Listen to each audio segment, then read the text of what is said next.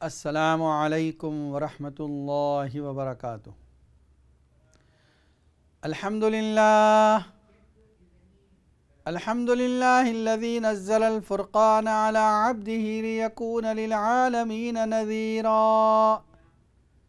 الذی لم يتخذ له ولد ولم يكن له شریک في الملک وخلق كل شيء فقدره تقدیرا واتخذوا من دون الله آلهة لا يخلقون شيئا وهم يخلقون ولا يملكون لأنفسهم ضرا ولا نفعا ولا يملكون موتا ولا حياة ولا نشورا والصلاة والسلام على من بعث إلى كافة الناس بشيرا ونذيرا وداعيا إلى الله بإذنه وسراجا منيرا أما بعد فقد قال الله تبارك وتعالى إن ربكم الله الذي خلق السماوات والأرض في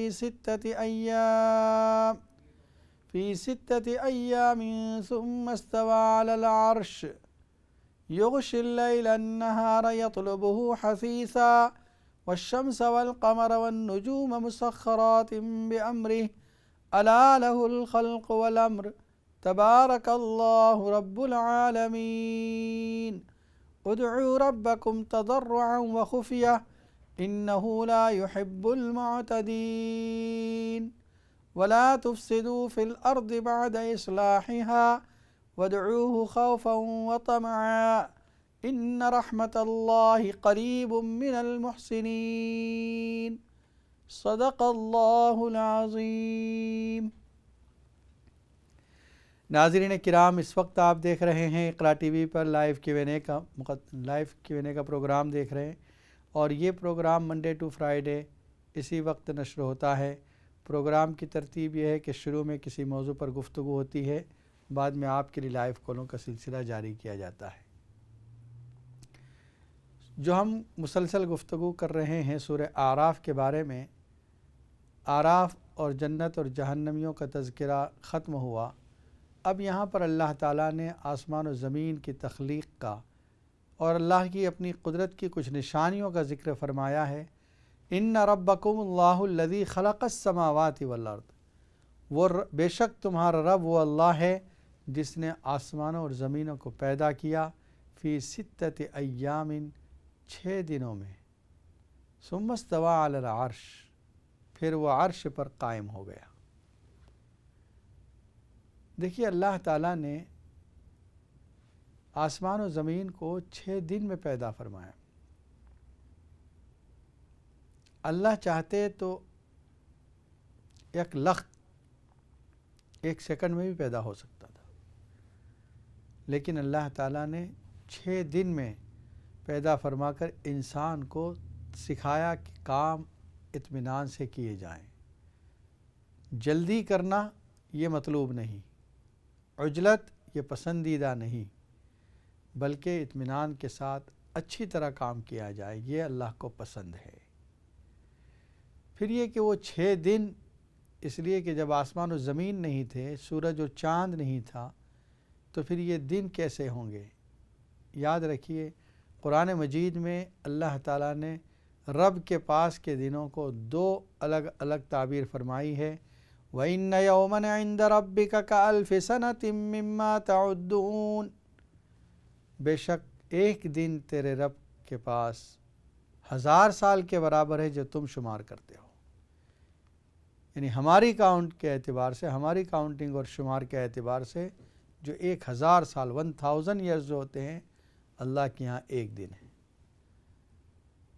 دوسری جگہ ہے 50,000 سنہ، 50,000 سال، 50,000 ایئرز کے برابر ایک دن ہے۔ تو اگر ایک دن 50,000 کے حساب سے آپ گنیں تو 6 دن مطلب 300,000 ایئرز کے اندر اللہ نے یہ آسمان و زمین کو یہ سب بنایا۔ یوں سمجھ لیجئے 6 دن کا مطلب 6 سٹیجز ہیں، 6 پیریڈز ہیں، 6 الگ الگ دور ہیں۔ 2 دن میں آسمان و زمین کو بنایا، 2 دن میں زمین اور اس کے اندر جتنی چیزیں اس کو بنایا گیا، 2 دن میں آسمان اور اس کے اندر اتنی چیزیں جو بنایا گیا، اس طرح پہاڑ اور اس کے بعد اس کے اندر نباتات، یہ سب گویا 6 دنوں کے اندر کام مکمل ہوا، اور شروع ہوا ہے سنڈے سے، اتوار کے دن سے کام شروع ہوا ہے، جمعے کے دن ختم ہے۔ گویا جس دن کام نہیں ہوا ہے وہ سبت ہے۔ سبت کے لفظی معنی ہے کاٹنا، ختم کرنا، تو کام ختم ہو چکا ہے سبت پر، اسی لیے یہودیوں نے اس دن کو چھٹی کا دن منایا۔ تو 6 دن گویا اللہ کے اعتبار سے 6 دن ہیں، یہ اللہ جانتا ہے کہ یہ 6 دن کی حقیقت کیا ہے۔ ثم استوى علی العرش، پھر اللہ عرش پر قائم ہو گیا۔ امام مالک رحمۃ اللہ علیہ سے پوچھا گیا کہ اس کا کیا مطلب ہے؟ فرمایا لفظ کے معنی تو معلوم ہیں، کیفیت ہمیں نہیں معلوم کہ کس طریقے سے اللہ عرش پر بیٹھا، کس طریقے کا عرش ہوگا۔ کیا جس طرح ہم اس چیئر پر بیٹھتے ہیں اس طریقے سے اللہ عرش پر بیٹھا؟ نہیں، اللہ کا جسم و جسم نہیں ہے، اللہ جسم و جسامت سے پاک ہے، فزیکل کوئی اللہ کا یہ نہیں ہے، پھر اللہ کیسے عرش پر بیٹھا؟ اللہ کو معلوم۔ اس پر ایمان لانا واجب ہے، کیفیت مجہول ہے، معنی معلوم ہے ہم کو۔ استواء علی العرش کے معنی کر سکتے ہیں کہ عرش پر بیٹھا، عرش پر قائم ہوا، لیکن کیفیت کیا ہوگی وہ ہمیں نہیں معلوم، لیکن ایمان لانا واجب ہے۔ اس کو متشابہات کہا جاتا ہے، اور متشابہ المراد ہے۔ ایک لفظ ہوتا ہے متشابہ المعنی کہ اس لفظ کے معنی بھی نہیں پتہ، جیسے طٰہٰ، اللہ جانے کیا معنی ہے اس کے، یاسین، پتہ نہیں کیا معنی ہے، لیکن ایمان لانا واجب ہے کہ یہ قرآن کا حصہ ہے، اللہ کا کلام ہے۔ اور یہ استواء علی العرش معنی معلوم ہے، لیکن کیفیت یہ پتہ نہیں کہ کس طریقے سے اللہ عرش پر بیٹھے ہوں گے، یہ نہیں پتہ، اور ایمان لانا واجب ہے۔ یغشی اللیل النہار یطلبہ حثیثا، اللہ تعالیٰ دن کے ذریعے رات کو ڈھانپ لیتا ہے، اور رات کے ذریعے دن کو ڈھانپ لیتا ہے، یعنی کبھی راتیں لمبی ہو جاتی ہے، جیسے ابھی سردیوں کے اندر راتیں لمبی ہوتی جا رہی ہے اور دن کم ہوتا جا رہا ہے، گھٹتا جا رہا ہے۔ یطلبہ حثیثا، سورج جو ہے وہ اس کو تلاش کر رہا ہے، پیچھے پیچھے جا رہا ہے اس کے۔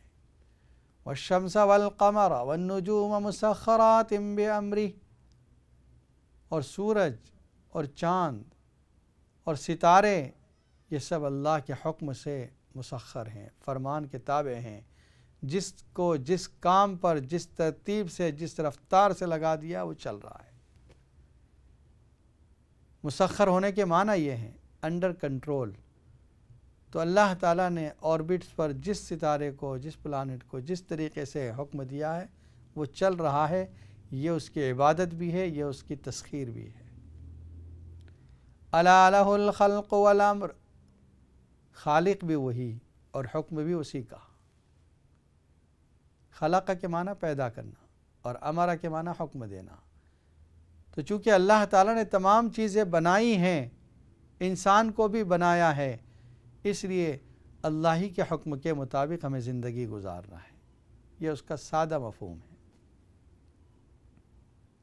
بعض نے لفظ خلق اور امر سے 2 عالم کا وجود مانا ہے، عالم خلق، عالم امر۔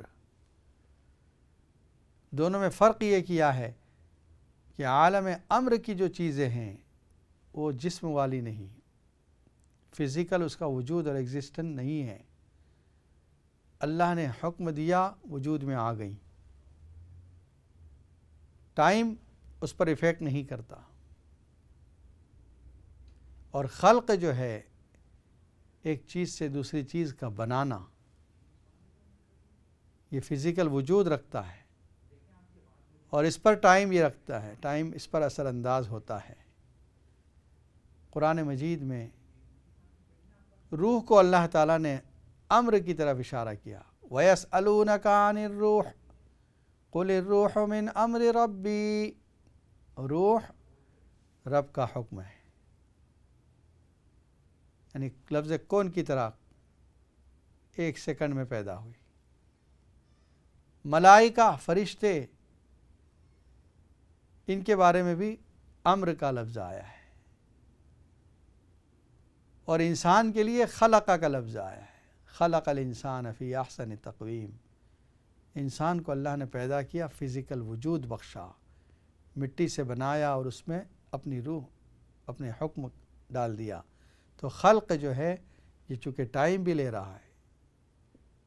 آسمان و زمین کو بھی خلقہ، اس کا مطلب آسمان و زمین کے بنانے میں ٹائم ہوا ہے، اور امر کے جتنے الفاظ جہاں پر آئے ہیں اس میں ٹائم افیکٹ نہیں کرتا۔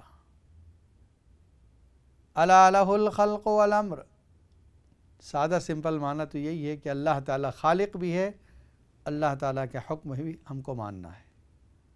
تبارک اللہ رب العالمین، اللہ کی ذات بڑی بابرکت ہے جو رب العالمین ہے، تمام جہانوں کا رب وہی ہے۔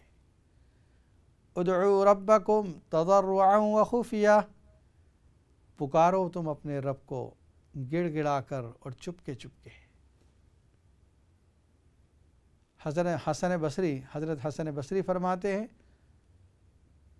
چپکے چپکے دعائیں کرنا، یہ زور زور سے چلا کر دعا کرنے سے بہت زیادہ فضیلت رکھتا ہے۔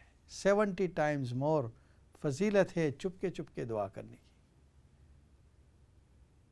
ایک مرتبہ نبی اکرم صلی اللہ علیہ وسلم جا رہے ہیں، ساتھی سفر میں ہیں، اور کوئی بہت زور سے ذکر کر رہا ہے، آپ نے فرمایا آہستہ آہستہ، تم جو سنا رہے ہو جس کو، وہ سننے والا ہے، وہ بہرا نہیں، وہ تمہاری دل کی آواز کو بھی جانتا ہے۔ تو گڑ گڑا کر عاجزی کے ساتھ انسان دعا مانگے، یہ دعا کی روح ہے۔ بہت سے لوگ الفاظ رٹ لیتے ہیں، خاص طور پر جو حج اور عمرہ میں جاتے ہیں وہ کتاب لے کے جاتے ہیں، ہر چکر کی ایک الگ دعا ہوتی ہے، وہ دعائیں پڑھتے ہیں۔ رحمت رب سے آپ قریب ہو چکے ہیں، بس مانگتے رہو، اپنی زبان میں مانگتے رہو، دل سے مانگتے رہو۔ اگر آدمی رب کی طرف متوجہ ہو جائے تو پھر لب ہلانے کی بھی ضرورت نہیں، جو دل میں آ رہا ہے اللہ سن رہا ہے، اللہ جانتا ہے۔ تو آدمی گڑ گڑا کر مانگے، بجائے چلانے کے آہستگی سے مانگے۔ ذکر کے اندر بھی ذکر خفی یہ افضل ہے اس ذکر سے جو چلا کر کیا جائے۔ ادعوا ربکم، دعا کا حکم دیا گیا، اور ایک آیت میں دعا کو عبادت قرار دیا۔ وقال ربکم ادعونی استجب لکم ان الذین یستکبرون عن عبادتی سیدخلون جہنم داخرین۔ دعا مانگنے کا حکم دیا کہ تمہارا رب کہہ رہا ہے کہ تم دعا مانگو، میں تمہاری دعا قبول کروں گا، اور جو میری عبادت سے منہ پھیرتا ہے وہ جہنم میں داخل کیا جائے گا۔ یہاں پر دعا کو عبادت کہا۔ وَإِذَا سَأَلَكَ عِبَادِي عَنِّي فَإِنِّي قَرِيبٌ أُجِيبُ دَعْوَةَ الدَّاعِ إِذَا دَعَانِ۔ جب میرے بندے آپ سے میرے بارے میں پوچھیں تو فرما دیجئے کہ میں قریب ہوں، میں دعا کرنے والے کی دعا کو قبول کرتا ہوں جب وہ دعا کرتا ہے۔ دعا کا حکم دیا گیا عاجزی کے ساتھ، گڑ گڑا کر۔ یہ شرط ہمارے اندر سے اب ختم ہو رہی ہے۔ 2-4 دعائیں یاد کر لی ہے، زبان سے اس کا جلدی اس کو لوٹا دیا، بس نکل گئے۔ دل سے مانگنا، چاہے تھوڑا سا ہی مانگو، دل سے مانگو، اللہ کی طرف متوجہ ہو کر مانگا جائے۔ انہ لا يحب المعتدین، اللہ تعالیٰ حد سے آگے بڑھنے والوں کو پسند نہیں فرماتے۔ ناظرین کرام، اس وقت آپ دیکھ رہے ہیں اقرا ٹی وی پر لائیو Q&A کا پروگرام۔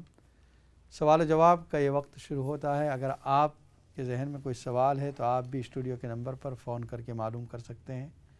انشاءاللہ قرآن و سنت کی روشنی میں آپ کے سوالات کے جوابات دیے جائیں گے۔ ایک کالر لائن پر موجود ہے. السلام علیکم ورحمۃ اللہ وبرکاتہ. وعلیکم السلام ورحمۃ اللہ وبرکاتہ. مفتی صاحب پوچھنا ہے جی. کل آپ بتا رہے تھے کسی کو سورۃ کوثر 41 بار پڑھنے کے لیے جی. وہ برائی ختم کرنے کے لیے.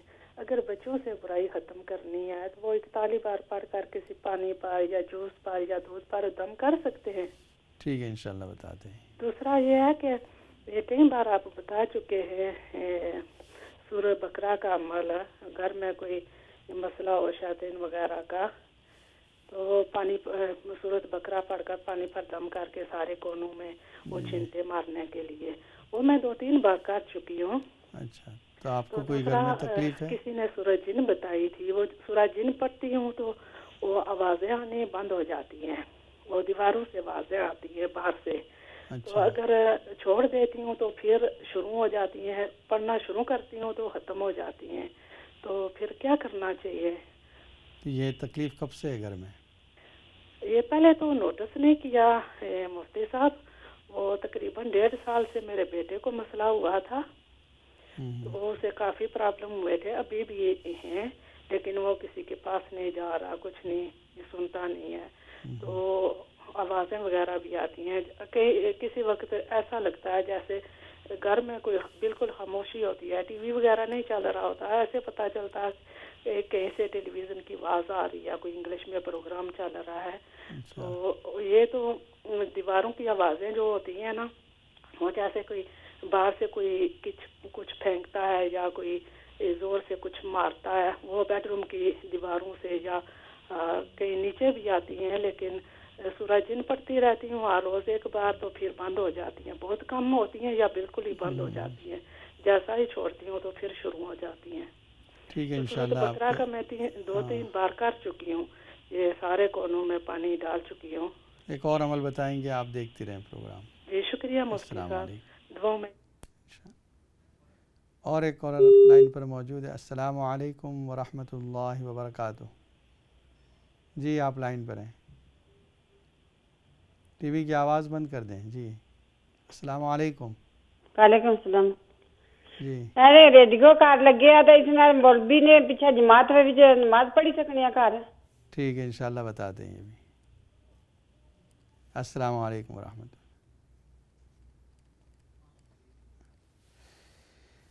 ہماری بہن نے جو پوچھا ہے یہ کل ایک عمل بتایا تھا کہ کسی کے اندر اگر کوئی عیب ہے, برائی ہے, کسی بری عادت میں مبتلا ہے تو اس کے لیے یہ عمل آپ پڑھ سکتی ہیں. بچوں کے لیے بھی پڑھ سکتی ہیں. 41 ٹائمز پڑھ کے ان کے کھانے پینے کی چیز پہ آپ دم کر دیں, یا تصور کریں کہ وہ سامنے کھڑے ہیں, ان پر دم کرتے پھونک مار دیں.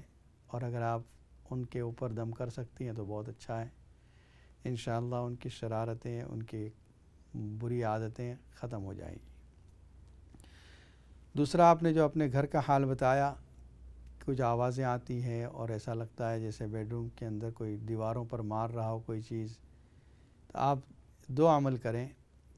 ایک تو یہ کہ گھر میں روزانہ 5 مرتبہ اذان کا انتظام ہو, یا تو لائیو ریڈیو جو ہوتا ہے کسی آپ کی قریبی مسجد کا, وہ اگر ریڈیو نہ ہو تو آپ خود اذان دے لیا کریں ذرا آواز سے کہ پورے گھر میں آواز جائے.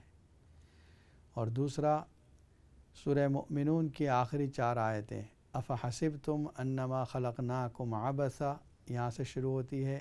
راحمین پارہ نمبر 18 سورہ مؤمنون, لاسٹ 4 آیتس. اس کو آپ 41 ٹائمز پڑھیں اور گھر کے ہر کونے میں پانی پر پڑھ کے دم کر کے ہر کونے میں وہ پانی کو چھڑک دیں. روزانہ یہ عمل کریں, انشاءاللہ یہ اثرات ختم ہو جائیں گے. دوسری ہماری بہن کا یہ سوال تھا کہ اگر ریڈیو پر نماز آ رہی ہے, لائیو نماز, تو اس نماز کی اقتداء میں عورت گھر پہ نماز پڑھ سکتی ہے؟ تو یہ جائز نہیں, اس لیے کہ ریڈیو جو ہوتا ہے وہ کافی دور ہوتا ہے. مسجد جو ہے وہ الگ ہے, آپ کی بلڈنگ مسجد کی بلڈنگ, اور اس طرح جب بلڈنگیں الگ ہوتی ہے تو اس میں اقتداء نہیں ہوتی. اس وجہ سے آپ اپنی نماز پڑھیں گی, امام کی نماز کو آپ اقتداء میں نماز نہیں پڑھ سکتی. ایک اور کالر لائن پر موجود ہے. السلام علیکم ورحمۃ اللہ وبرکاتہ. وعلیکم السلام مفتی صاحب. جی میرا آواز 1 سال سے خراب ہے, اللہ کچھ پڑھنے کے لیے بتائیں، کیونکہ ڈاکٹروں کو تو کہتے ہیں ہمیں سمجھ ہی نہیں آ رہی، لیکن کسی وقت بالکل ہی بند ہو جاتا ہے اور کسی وقت ٹھیک ہو جاتا ہے. کہتے ہیں کہ گلا اور ناک ڈرائی ہے اس لیے. اچھا اچھا. تو ایک جو دوسرا میں نے پوچھنا تھا، میں نے ابھی ٹی وی اس وقت آن کیا جس وقت وہ آپ کو بتا رہے تھے کسی کو وظائف کے یہ پڑھیں بچوں کے لیے اور بڑوں کے لیے بھی، وہ ایک بار ریپیٹ کر دینا. ٹھیک ہے انشاءاللہ بتا. خدا حافظ. السلام علیکم. آواز کو آپ کا بیٹھا ہوا ہے، آپ علاج بھی جاری رکھیں اور یہ عمل بھی کریں. یہ عمل کیا ہے؟ سورہ طٰہٰ پارہ نمبر 16 اس کا دوسرا رکوع شروع ہوتا ہے، رب اشرح لی صدری ویسر لی امری واحلل عقدۃ من لسانی یفقہوا قولی. یہ 4 آیتیں ہیں. ان 4 آیتوں کو آپ روزانہ 11 ٹائمز پڑھیں کسی پانی پر یا کھانے کی چیز پر، اور پھر وہ چیز پی لیں. انشاءاللہ آپ کی آواز کھل جائے گی. اور ویسے چلتے پھرتے جب آپ کو یاد ہے علم نشرح کی صورت، علم نشرح لک صدرک، یہ صورت پڑھتی رہیں، اس سے بھی انشاءاللہ آواز کھل جائے گی. وہ جو عمل بتایا تھا، کسی کے اندر کوئی ایسی برائیاں ہیں، غلط کاموں کی عادتیں ہیں، تو اس کے لیے سورہ کوثر 41 ٹائمز پڑھ کر یا اس پر پھونک مار دیں، یا اگر اس پر پھونک نہیں مار سکتی تو اس کے کھانے پر پھونک مار دیں. انشاءاللہ اس کی بری عادتیں ختم ہو جائیں گی. ناظرین کرام، اس وقت آپ دیکھ رہے ہیں اقرا ٹی وی پر لائیو Q&A کا پروگرام. اگر آپ کے ذہن میں کوئی سوال ہے تو آپ بھی فون کر کے معلوم کر سکتی ہیں، اور اگر کوئی پریشانی ہے، کوئی مسئلہ ہے، کوئی تو پرابلم ہے تو اس کے بھی حل کے لیے پوچھ سکتی ہیں. انشاءاللہ قرآن و سنت کی روشنی میں جوابات دیے جائیں گے. ذکر آیا تھا ادعوا ربکم تضرعا وخفیہ، رب سے مانگو، گڑ گڑا کر مانگو اور آہستہ آہستہ مانگو. تو دعا کے اندر چپکے چپکے مانگنا یہ زیادہ پسندیدہ ہے. آدمی رات کے وقت میں اٹھے، عبادت کرے، چاہے 4 رکعت ہی ہو، تہجد کی نیت سے پڑھے، اور اس کے بعد اکیلے میں اللہ سے مانگے، یہ بہت قبولیت کا وقت ہے. اللہ تعالیٰ کی رحمت اس وقت آسمان دنیا پر نازل ہوتی ہے، اور اللہ تعالیٰ کی طرف سے اعلان ہوتا ہے کہ ہے کوئی مغفرت کا چاہنے والا، اس کی مغفرت کر دوں، ہے کوئی رزق کا چاہنے والا، اس کو رزق دے دوں، ہے کوئی اپنی حاجتوں کا طلب کرنے والا، اس کو حاجتیں پوری کر دوں. یہ ہے دعا. اور ویسے بھی الدعاء مخ العبادت، حدیث کے الفاظ ہیں کہ دعا یہ عبادت کا مغز ہے. ہم لوگ عبادت کرتے ہیں لیکن اللہ سے نہیں مانگتے ہیں. عبادت کی مصلی لپیٹا چلے، ہر عبادت کے بعد اللہ سے مانگی. بلکہ رحمت اللہ کی جب نازل ہو رہی ہے جب بھی مانگے، جیسے بارش کے وقت دعا مانگتے ہیں. حضرت زکریا علیہ السلام نے دیکھا کہ اللہ کی رحمت آ رہی ہے، مریم علیہ السلام کے پاس بے موسم پھل دیا جا رہا ہے، فوراً دعا مانگی، رب حب لی من لدنک ذریۃ. تو ایسے اوقات میں بھی دعا مانگی جائے. اچھا، اس دعا مانگنے کے لیے یہ بھی ضروری نہیں کہ آپ ہاتھ اٹھائیں. چلتے پھرتے اگر آپ کہیں سے گزر رہے ہیں اور آپ دعا مانگ رہے ہیں، دل میں دعا مانگ لیں. ڈرائیونگ کر رہے ہیں آپ، قبرستان کے قریب سے گزر رہے ہیں، 3 مرتبہ قل واللہ شریف پڑھ کر، اے اللہ اس کا ثواب اس قبرستان کے تمام مسلمان مرحومین کو پہنچا دے. یا آپ نے دعا مانگ لی. اگر اس سے بھی مختصر پڑھنا ہے، 3 کلمہ پڑھ لیا، 4 کلمہ پڑھ لیا اور اس کا ثواب پہنچا دیا. 1 مرتبہ کلمہ پڑھ لیا، اس کا ثواب پہنچا دیا. اس لیے کہ 1 کلمہ کا بھی ثواب ہے. بلکہ حدیث میں الفاظ ہیں، نبی اکرم صلی اللہ علیہ وسلم فجر کی نماز کے بعد روانہ ہوئے اور چاشت کے وقت واپس آئے ہیں، تقریباً 2-3 گھنٹے کے بعد. وہ ایک صحابی عورت ہیں، وہ بیٹھی ذکر کر رہی تھی. آپ نے کہا جب سے میں گیا ہوں تم یہیں پر بیٹھی ہو اسی طرح ذکر کر رہی ہو؟ کہا ہاں، فجر کے بعد سے میں ذکر. فرمایا میں تمہارے پاس سے جب سے گزرا ہوں، 1 کلمے کو میں نے 4 مرتبہ کہہ دیا، وہ 4 مرتبہ کہہ دینا تمہارے اس پورے گھنٹوں کے ذکر سے افضل ہے. سبحان اللہ و بحمدہ عدد خلقہ و رضا نفسہ و زینت عرشہ و مداد کلماتہ. بس اتنا سا میں نے 4 مرتبہ کہہ دیا، تم جو اتنے گھنٹے سے ذکر کر رہی تھی اس سے افضل یہ ہو گیا ہے۔ ناظرین کرام، بریک کے بعد انشاءاللہ پروگرام جاری رہے گا۔ السلام علیکم ورحمۃ اللہ وبرکاتہ۔